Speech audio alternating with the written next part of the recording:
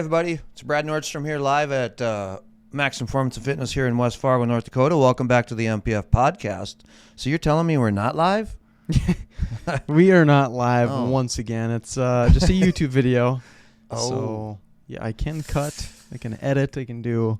I can make you probably look like a turkey, potentially. With AI nowadays, you never know. Yeah, you never know, right? But, yes, we are back once again this week. Didn't have to deal with contract negotiations. We got that settled last week. I am Levi Nordstrom, college student majoring in communications and ESU. And today we're going to be talking about recovery. We've kind of covered it a little bit in the past, but more so a little bit deeper into recovery. The best types of recovery, some of the crazes nowadays, and if they are, actually worth it, like ice baths, cold plunges, sweet, yeah, saunas, even, the massage guns that people use. So we're going to get to that later on in the video, but we're going to start with sleep. Well, before we start with sleep, hey, how was your first week of new classes? I assumed you were going to ask me that. It was good. Nothing too crazy. It's nice when I have teachers that speak English nicely. Yes. That is makes it a little easier for me to understand. That's fact. So, yeah, it's been kind of interesting. I've got 4 comm classes, so a lot of speaking, a lot of writing. Oh, nice. And 1 history class for fun. And, I had that class yesterday, and you can tell he likes what he's talking about. He really enjoys it. And... it was an hour and 15 minutes. He went right to the ending. Didn't cut it early like my first class of the day. Took 15 minutes. Oh, geez. First class. And then my middle class was canceled because he was sick, which actually was, for the record, I will say, surprisingly. He didn't fake sick because he made like a Zoom video and he was dying in the Zoom video. Well, that's impressive. At least he made a Zoom video to keep you guys moving a little bit. Yeah, so he still took notes, but history class, hour and 15 lecture, but it was actually pretty interesting. So that was nice. Good. Well, that sounds like a good deal. Yeah. I'm curious to see how that Alani pops. Yep, 2 times. The fridge froze again yesterday. Oh, it opened and didn't explode. 2 times iced over Alani. Oh, here. my goodness. I think I lost another 5 to 8 Alanis. And protein drinks, they exploded. I literally heard a bomb go off and just thought maybe it was somebody putting a weight on a rack or something. And here I turned around and my fridge was all iced over. Like, yeah, that's not good. Got her fixed. All good to go now. Did you get it fixed this time? I did. I thought I fixed it myself last time, and I guess it wasn't exactly what I thought. But so I actually got somebody to come in from DRI, and they gave her the old once over and had to put a new temperature controller in it. So we're good now. That would make sense. Temperature controller. Yeah, because she was fluctuating pretty good. It was definitely out of control. Yeah, it was out of control. Yeah, how was your first week of work? This was a good week this week, Wasn't your first week. Training went really well. The athletes are doing well. Melt kicking some butt. I got 5 good workouts in. Got a 5:30 a.m. one today, and usually I go about 8:15 or 7 a.m. So good week of training. So it's kind of fun to talk about a little recovery here. Yeah, I need the recovery too. 4 days straight of working out. Woo! Monday through Thursday. My legs have not been this sore in forever. It's been years probably since they've been this sore. How's the knee feel? It's good. So we actually ended up doing like true barbell back squats. Oh, nice. First time in a long time that I've actually done that. So it's probably that was the first fun. time since you had the second knee ACL done. Yeah, definitely. And I didn't really do it a ton after the first one because it was just like my back. Yeah. It was weird. Like the back pain was ridiculous.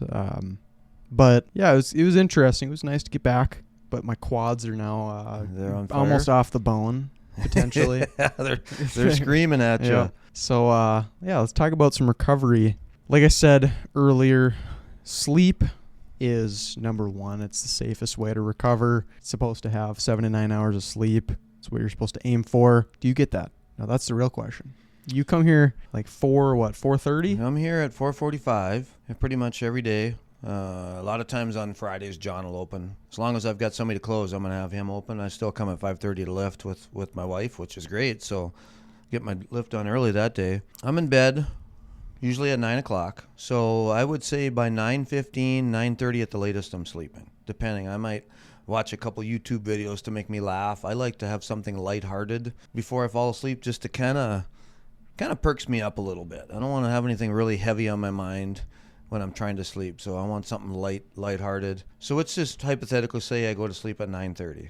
So I got 10:30, 1, 11:30, 12:30, 1:30, 2:30, 3:30, 4:30. That's 7. Just about 7 hours. I'm getting up at 4:20. Mm-hmm. So almost 7 hours of sleep. I usually do wake up at one time, especially if I'm bad about drinking too much water later in the day. For funny is lately I've been waking up at 11 o'clock to go to the bathroom. I have to pee again. And then after that, I'll fall asleep. And then for the most part, I'll be out until like 3:30. I'll wake up. And then the 3:30 to 4:20 is kind of hit and miss. Just, I think I start to think about getting up and getting going for the day. So I would say on average between 6 and 7 is what I'm getting. Was that intentional? You know, for me, it does kind of vary. I'm aiming for 8 hours every night. Typically, I try to go to bed by, well, especially now in the dorm. John, actually, the guy I dorm with, he typically likes to go to bed a little earlier than I would. Oh. So we wake up at like same time, 8 o'clock. 'Cause we're either lifting at 8 or lifting at 9. Just depends on when our first class is for the day, typically. Yeah, normally we're going to bed at about 11 or 11:30. Waking up at 8, so 8.5 hours. This is off topic, but how's the gym over at NDSU at 8, 9 in the morning? Is it quiet or busy? Honestly, there's a lot of people that are like the new year, new me. Yeah, so it's been right a little now. busier, but it's slowed down a tiny bit. Honestly, not as bad as I thought it would be.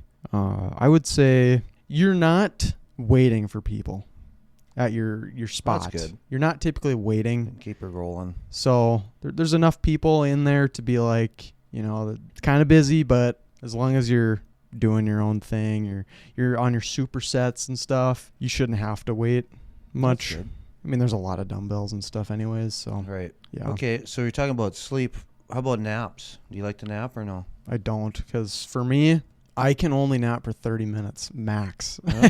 For some reason, I have like never ever been able to nap for longer, except for after surgery. Then I can nap for 2 hours. But I just, for some reason, wake up. I can set an alarm for 45 minutes, and I always will wake up before that. But then you feel refreshed? No. You don't. I feel worse.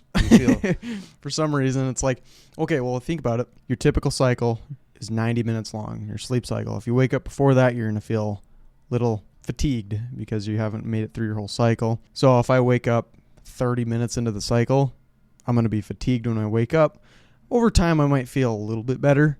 But right once you wake up, you're still going to be like, oh, why did I do that? I'm even more tired now. After an hour, I might feel a little better, but I prefer I've even done a naps. 10-minute nap, and I've actually felt better. Obviously not going through a full cycle, but 10, 15, 20 minutes, I really like that. Some people like doing those power naps, but for me, if I'm taking a nap and I actually truly fall asleep, that's when I feel like super fatigued.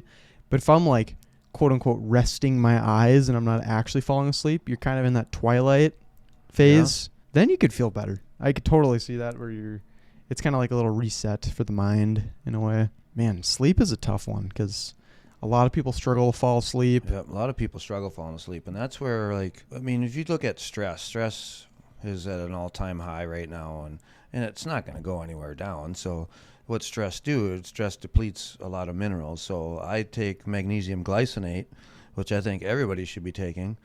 And I'm taking 3 of those at supper time every night, and I know that helps with sleep. That's why I take it.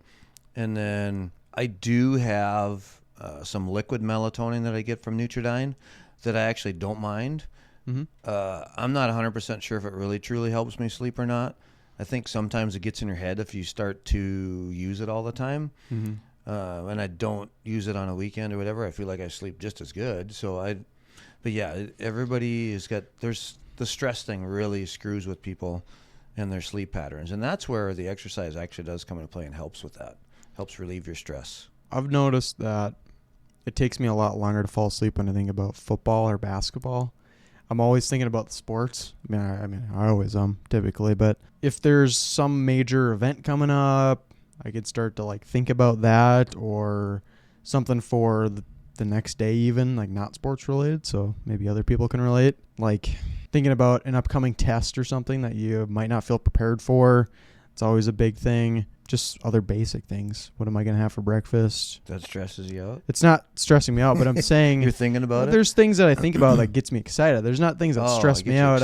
When I get excited, that's when it's way worse.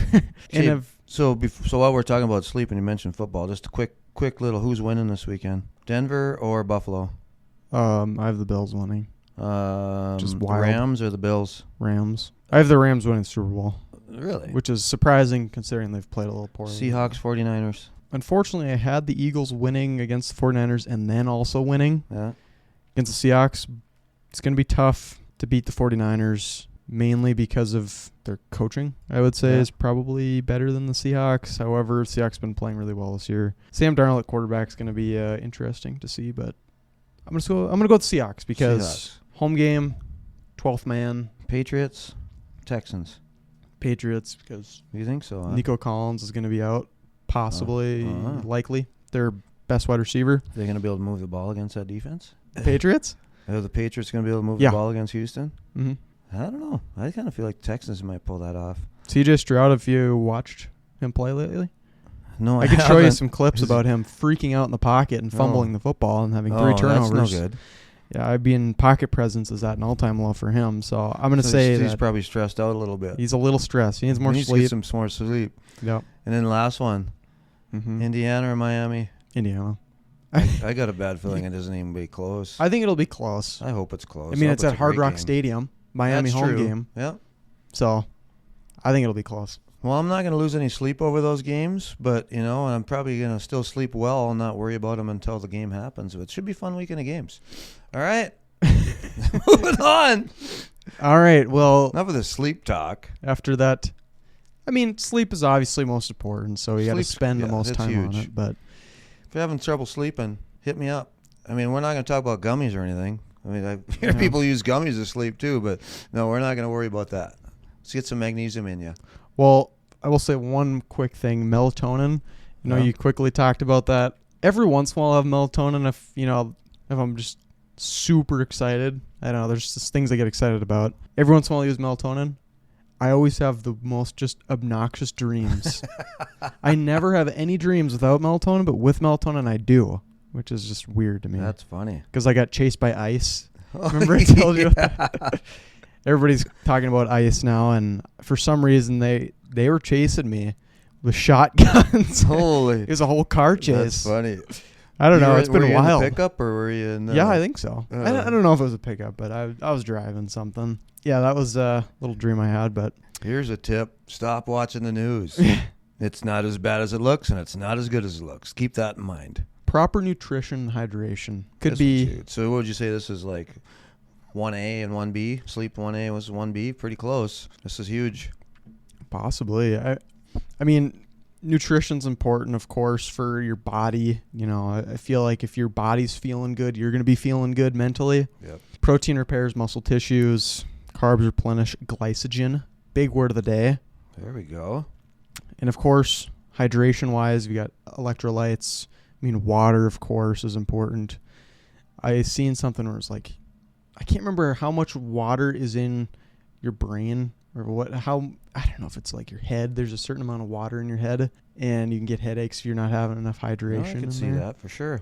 I don't know what it was, but it made sense to me. I don't know the answer to that, but that's interesting. But if you're getting headaches, maybe you're dehydrated. I think that's to be honest with you, it's probably for a lot of people out there. There's a lot that struggle to drink water. Mm-hmm. So are you good with water? I would say I am better than most. I wouldn't say I'm good at drinking water, but I would say, I have water around me all the time. I have a water bottle in my backpack always. So, I can't stand not having water with me.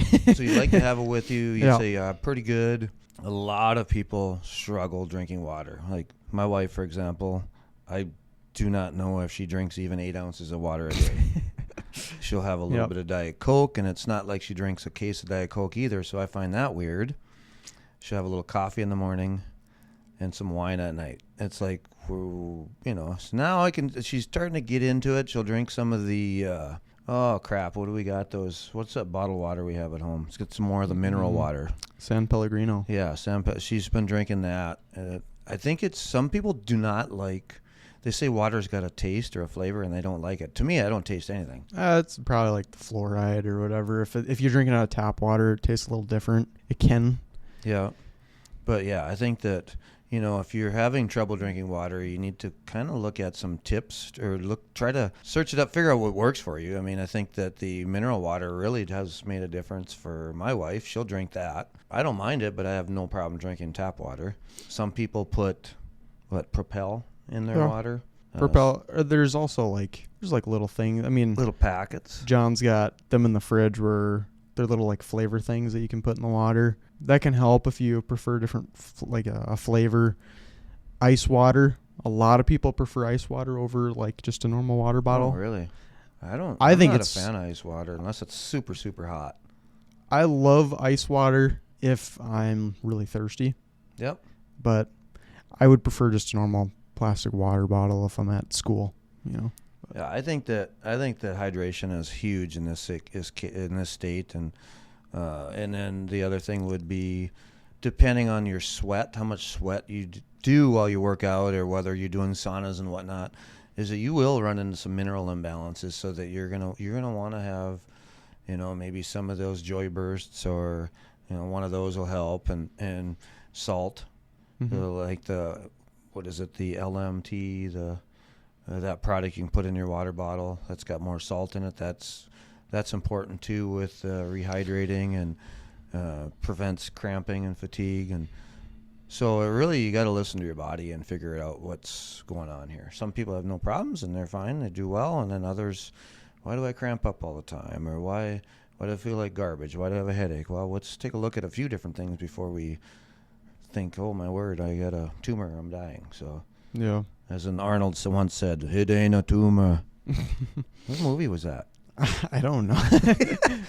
Might have been Kindergarten Cop or something. One thing I do find interesting about the whole water and hydration thing is the fatigue factor. Yeah.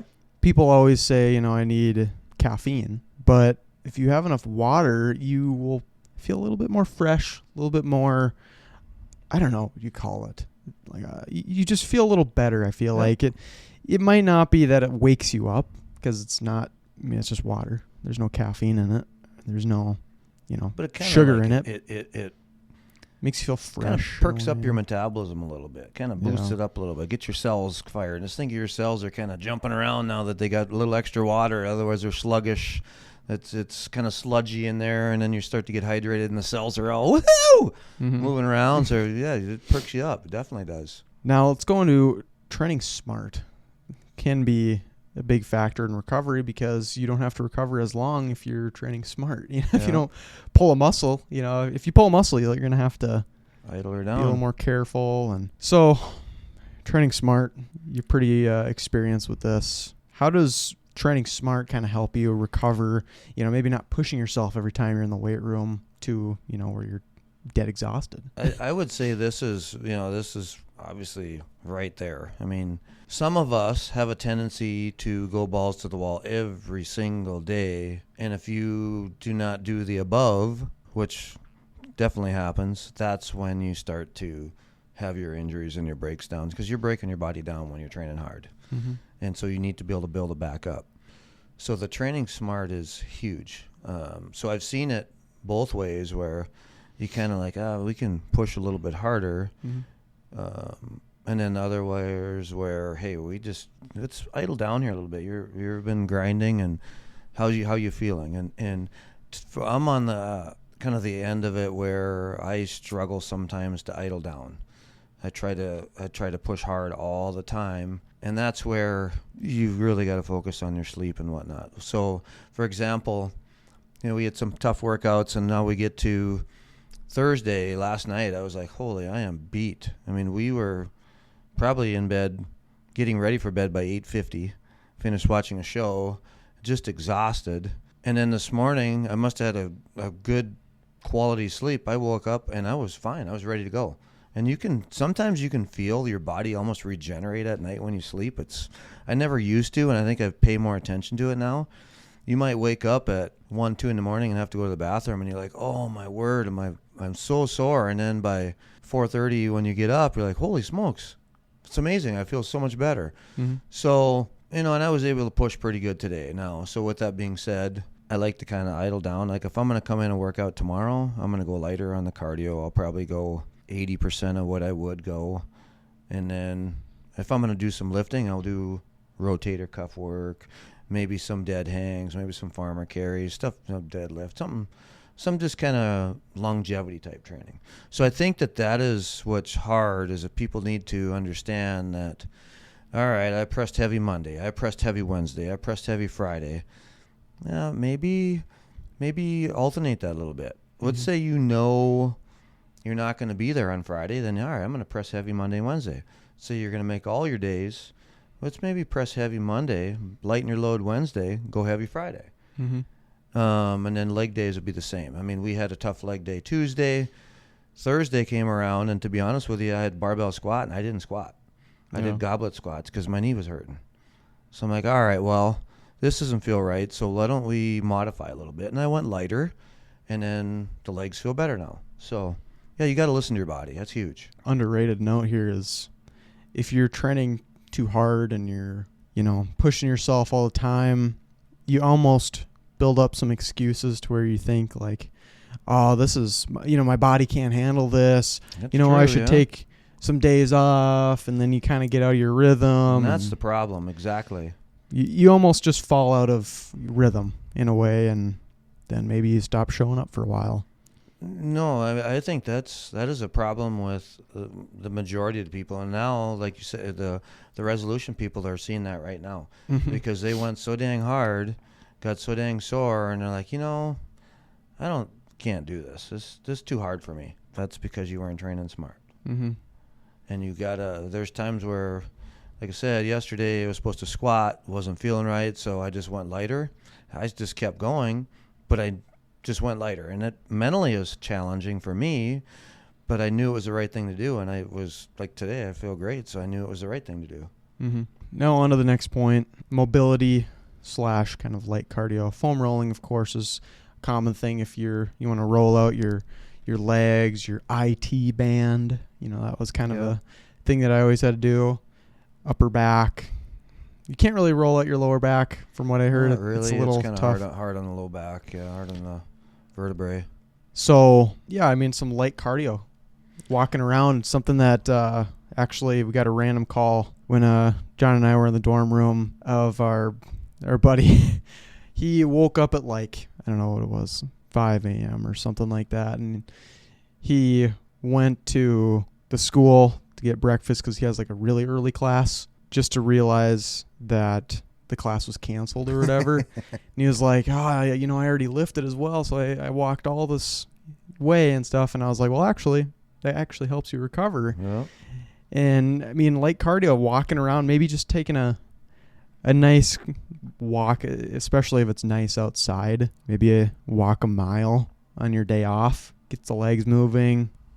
I think it'll help you feel a lot better, and you'll feel rested for the next lower body day. A light cardio session is a big deal to keep the body moving, gets the blood flowing, helps to get some of the maybe if you'd call it the negative effects of the metabolism, the metabolic type, like your lactic acid and whatnot. It helps just the lymph system flush the body out, which is huge. And the foam roller thing, I think that there's some good stuff with the foam rolling.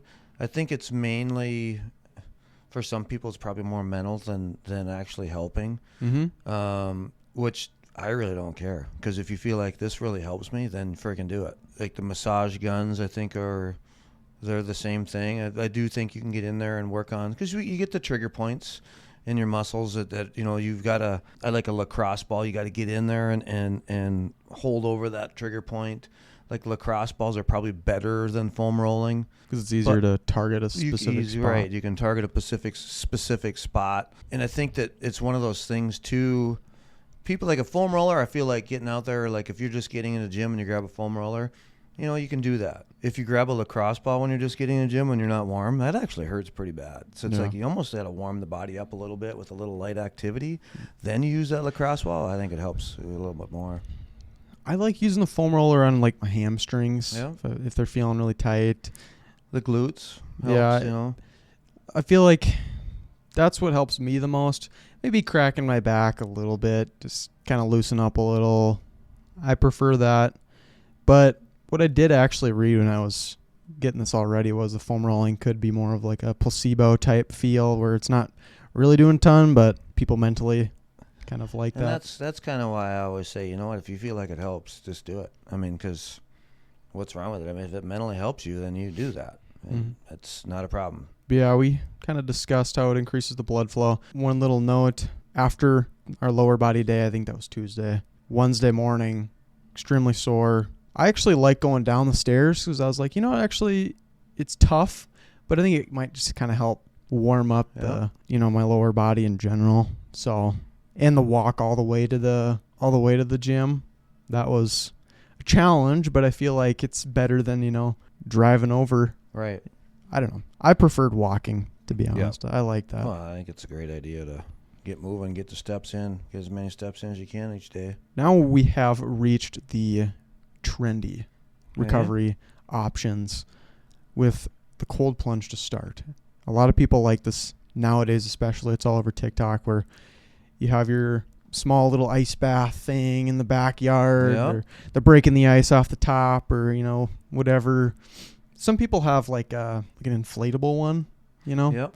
Some people have like an actual tub. And so what it is aiming to do is reduce the inflammation, some soreness, pain, but it can possibly slow muscle growth is what I've seen if it's done too often. It's another one of those things I think that I don't know if you want to call it moderation, but it's kind of in line too with the smart training, for example. Personally, I don't think it's something that you need to, hey, I'm going to go ice bath and do it every night, because I think there are some people out there that will jump in there and like, yeah, it's supposed to raise my testosterone and whatnot, so I'm going to ice bath and whatnot. I mean, whatever. I mean, if that's what you want to do, go for it. I personally am not a huge fan just because I don't like being freaking cold. I've done it. I mean, we've done it. I think last year we were training for the Spartan run, and we went over to a friend's house, and he had one of those big cattle troughs full of water and ice, and we were alternating between the hot tub and the ice bath. And so we get in the ice bath. I think it was 3 minutes, I believe. I can't quite remember, but I didn't hate it. I mean, I can gut it out. It's not it's a mental challenge for some people. Do I want to do it all the time? No. We used to do it during 2 days for football at NDSU back. What do they call that? End of the day. Mm-hmm. But it was mainly for cooling them down. Because you're out for practice for 3 hours and it's hot, and we would have big trash barrels full of ice water, and then you could jump in there and helps with cool down, helps with the leg recovery. And I kind of agree. I think it's something that, hey, you have yourself a friggin' hard session, and then you have that, do that ice bath as a recovery, and then I just don't see it as something that is going to be, hey, I'm going to do this every day for the rest of my life. I think it's something that, hey, if you did it after hard days or made it a point to every Saturday, I'm gonna cold plunge, or whatever you. What I put down was like the best case scenario. It is, yeah. During competition, that's more so meaning kind of like after your practice, like you said, or maybe you want to do that after a game or before a game potentially, just to kind of reduce some soreness if that's causing problems. Back-to-back hard training days, because if you train hard for one day, it's not really needed. Yeah, you're right. The inflammation, that's part of the adaptation process. I mean, that's how you get stronger. Yeah, it's I guess it is your body trying to adjust in a way. Adapt and get stronger. Have you ever done an ice bath or a cold plunge or anything? I don't know if I've done like a true ice bath. I don't think I have done like a true one. They actually have one at the school at Davies.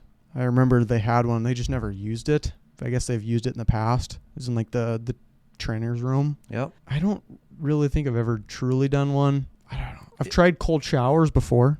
Yeah, that's a few another times. one. They talk, I don't know. there's some research on cold showers and this and that and whatever. I mean, I don't like being cold, so I'm probably not going to do a cold shower very long. I like a warm shower. As I feel like it's, if anything, warming up my muscles a little bit. I kind of like that. Reinvigorating myself when I get into and have a warm shower. I think, to be honest, there's obviously some good things with the cold plunge stuff. I just don't think it's something that needs to be done every day type of thing, like you've already talked about. And for some people, they just can't do it because it's a mental challenge. Who wants to sit in ice cold water? I feel like I've done it before. I just can't think of We could go when. cut a hole in the lakes right now and you could slip in and have a little ice bath. Then lastly, I just put worst case is immediately after hypertrophy training. If you're trying to get your muscles bigger. Yep. Just like we said, the inflammation, it'll reduce the inflammation. And using it daily is also kind of a problem. I agree. Now onto the sauna. We have some saunas here at the gym. Yep. Is there a specific reason you got saunas in the first place? Well, there's a ton of actually research. We have infrared saunas, so it's not your traditional steam sauna. A ton of research on the effectiveness of detoxification using infrared saunas, which I think are huge. They say that plastics, if you've got which toxic with plastics, which pretty much most of us are, the infrared sauna is the only sauna that can actually help to pull the plastics out. I have not personally seen it or whatnot, but what they say is if somebody's got a heavily toxic with plastics, when they're done with their sauna and they go to wipe their back with a white towel, that the towel would have like a black residue on it from coming out of the sweat pores, which is pretty wild. Infrared saunas are a little different. They don't get as hot, so you're looking 140, probably 150 max. Where your steam saunas, you're going to be 180s, 190s. I suppose you get it at 200 and be super miserable. So the infrared saunas are great. They're phenomenal for detoxification. And I wish I used it more. I use them a handful of times. I'm just like everybody else. I can get my workout done and get back to work, so I don't enjoy it a whole lot. I kind of wouldn't mind having one at the house, and I'd probably use it more. I notice people use it here sometimes. Yeah, we get a handful of people that do use it, and to me, it's kind of. I also think it's kind of like your ice bath. I think it's something that, do you need to use it every day? Yeah, I don't think so. But to me, I feel like if in an ideal situation, you probably want to use a sauna, infrared sauna for sure, like probably 3 days a week. Yeah, and when I looked into the saunas, also just like ice baths, it's like kind of like the polar opposite in a way. Like ice baths, you're going to be really cold. Saunas, you're typically going to get hot, of course. It improves the circulation, of course, the heat. That heat shocks the proteins, and there's cardiovascular benefits. Yep, that's for sure. And stress reduction. It's kind of an interesting one. I think it's more so just like can be relaxing, sauna in a way. The warmth, it's kind of like a nice warm shower. Yep. It's relaxing. Yeah, I totally agree. I really like you get in there and you kind of just, some people check emails and whatnot. I think ideally world, if you're going to be in a sauna, I think you just want to chill and let your thoughts wander. It's not good for technology. Getting too hot or too cold anyways. Your battery's going to be affected by that. And you don't, think about when you're in the hot, you're sweating and stuff like that. That liquid's, of course, not good for technology either. That's true. So, good point on that one. So it's also good for heart health, just like cardiovascular. Same thing, basically. Long-term recovery.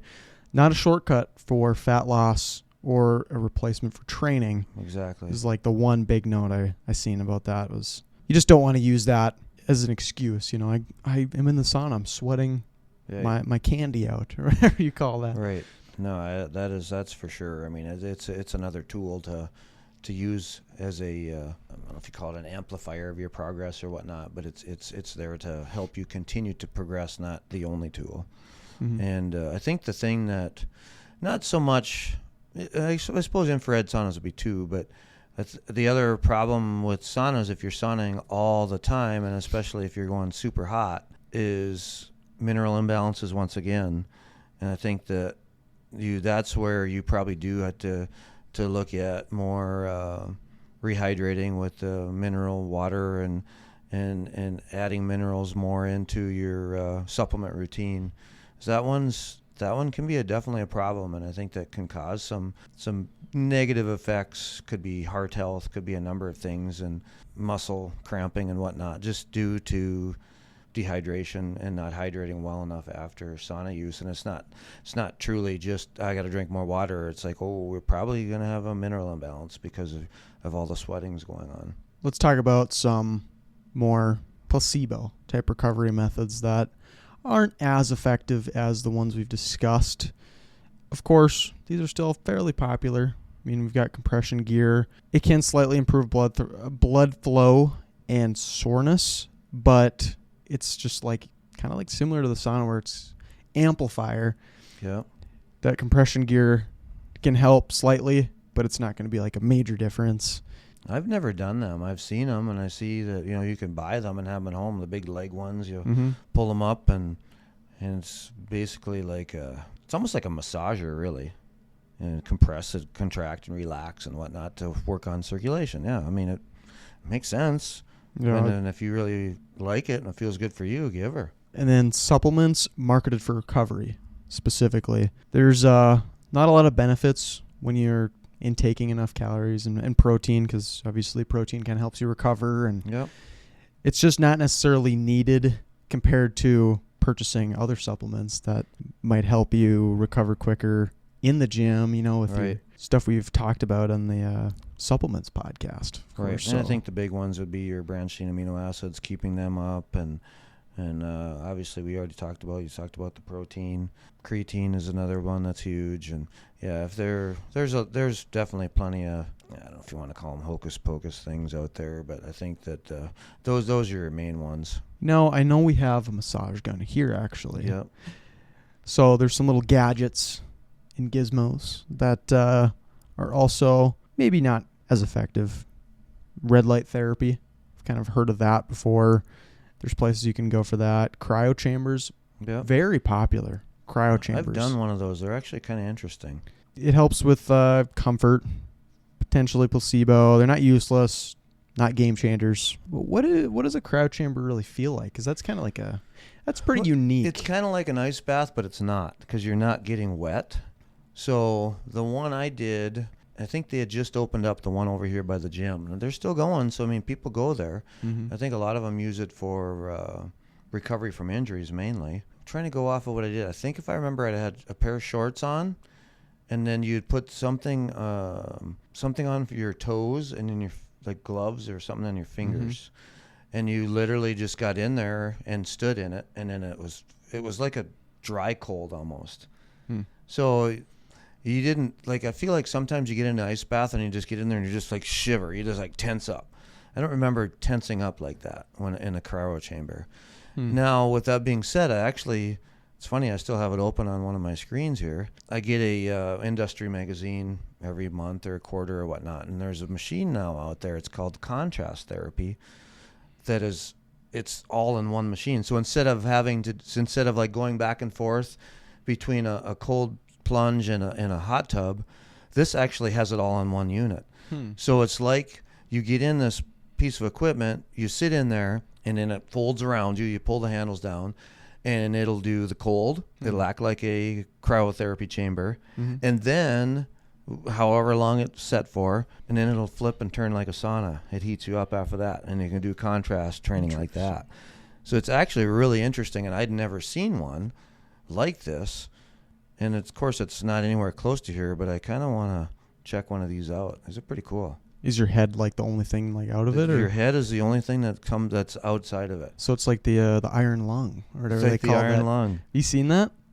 Where it's the iron lung is you're basically in this machine or whatever. Like a chamber. And the only thing is your head's out of it.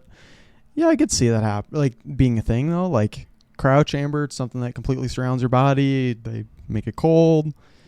And then sauna, you're in it, obviously. They heat it up. I feel like it could common be something. sense. I don't know. I wish that it was closer by, and I wish that and I haven't found anybody around here that carries it. I think it's a company that does its own thing, and to try it. And I'd love to have a trial run on it. That's for sure.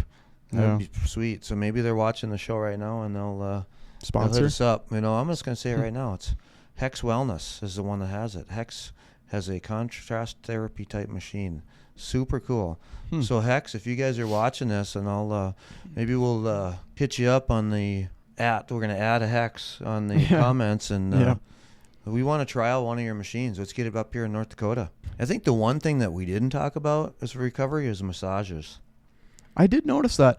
I guess I didn't put it in because I was thinking of like the foam roller and stuff. I was kind of like thinking of other ways of massages. Yeah. I thought, to me, massages are just like a comfort thing. Like it's not really, I don't know. But I think I didn't really take it seriously. I think that there are some that are like that, and then there are some that are, some of the deep tissue massage. I do think that they will help with maybe some imbalances here to help figure out, oh, wow, you're really tight here. You should. Some of the best massage therapists will recognize that and point it out, and then you might want to try to work on some of those imbalances. And I think that, and I know that some people swear by massages. I think it's one of those things that you're maybe doing. Some people would do it like once a month, maybe every other week. I don't think it's definitely not something you're doing every day. That I think that is actually a very big thing for recovery, which I am not good at. I don't really care to get massages. I don't really like people touching me that I don't know.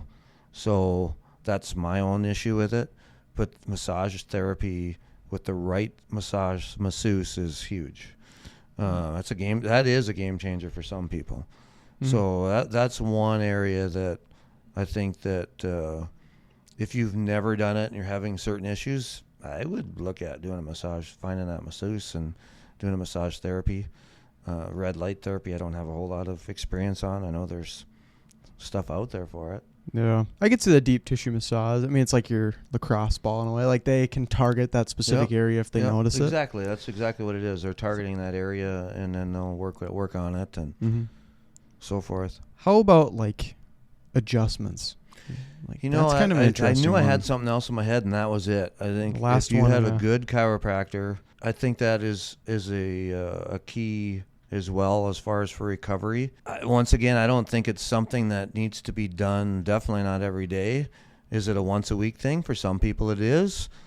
Some people it might be best every 2 weeks. I don't know if once a month is enough, but that's another one where, I had a connection, so I used to get adjusted once a week. Well, I don't have that connection anymore, so I have not been to a chiropractor in some time. So the challenge is to find a good one that aligns with what you want to get out of it, and their specialty, make sure their specialty aligns with what you want to do. I think that one's big too. I don't think that you're just gonna go to any old chiropractor. You want to do your own research to figure out, okay, this person's specialty is X, and that's what I'm looking for. Then that's who I'm going to go see. Yeah. So that definitely is something that would work too. And I see that they've gotten better. Like physical therapists and chiropractors have gotten better working together. Some of the better or the best chiropractors, in my opinion, actually do utilize some physical therapy techniques too. So it's not just about, hey, I gotta get you here every day on this plan. I mean, they're going to show you, the best ones will show you some whether it's strengthening or stretches that, okay, you need to do this on your own, and then come see me next week, and then we'll keep progressing you. And that's a PT thing there too. So yeah, I could totally see chiropractors being more effective than like a massage or whatever, because I notice back pain, all that stuff, very common for me after cracking my back or doing I think like part of your stuff too is probably hips out of alignment, decompression, like decompressing your spine and stuff like that. I could do that all the time, and I'm feeling instantly way better. Yeah.